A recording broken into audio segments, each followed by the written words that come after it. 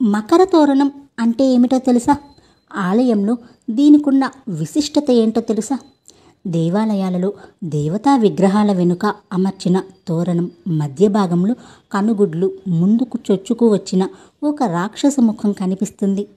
దానికి మకర తోరణం అనే పేరు. ఈ రాక్షస ముఖాన్ని తోరణం మధ్య భాగంలో అమర్చడానికి గల కారణం గురించి స్కంద పురాణంలో ఒక కథ కూడా ఉంది.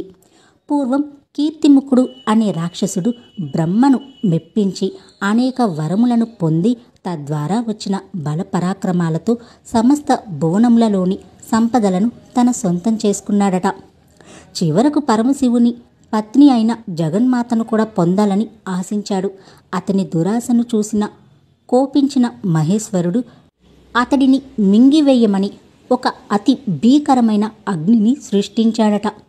పరమేశ్వరుని ఆనతి మేరకు ఆ జ్వాలాగ్ని ఆ రాక్షసుని తరమసాగింది. మరణం లేకుండా వరం పొందిన శివుని ఆజ్ఞ మేరకు ఆ బడబాగ్ని తనను ఎక్కడ దహించి వేస్తుందో అనే భయంతో పరుగులు తీస్తూ అన్ని లోకాలు తిరిగి ఆ అగ్ని ప్రతాపానికి తట్టుకోలేక చివరికి పరమశివుణ్ణి శరణు వేడాడు. భక్త సులభుడైన బోళాశంకరుడు ఆ రాక్షసుణ్ణి రక్షించటం కోసం ఆ అగ్నిని ఉపసంహరించి తన నుదుట 3వ కన్నుగా ధరించాడు. ఆ తరువాత కీర్తిముఖుడు తనకు విపరీతమైన ఆకలిగా ఉందని తనకి తినటానికి ఏదైనా పదార్థాన్ని చూపించమని ఆ మహాదేవుణ్ణి కోరాడు. యుక్తిగా శివుడు నిన్ను నువ్వే తిను అని చెప్పాడు.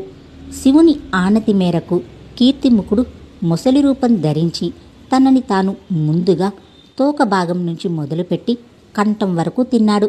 తన తలను తానే ఎలా తినాలో అతనికి తెలియలేదు. అతని ఆకలి ఇంకా తీరలేదు కూడా. వెంటనే శివుణ్ణి ప్రార్థించాడు.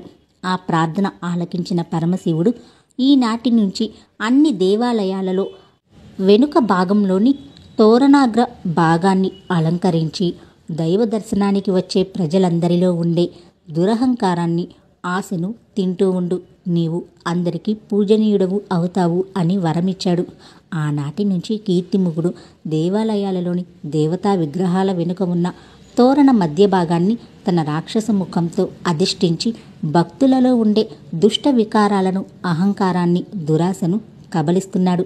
ఈ కారణంగానే దేవతామూర్తుల వెనుక మధ్య భాగంలో అమర్చబడిన తోరణానికే మకర తోరణం అనే పేరు వచ్చింది.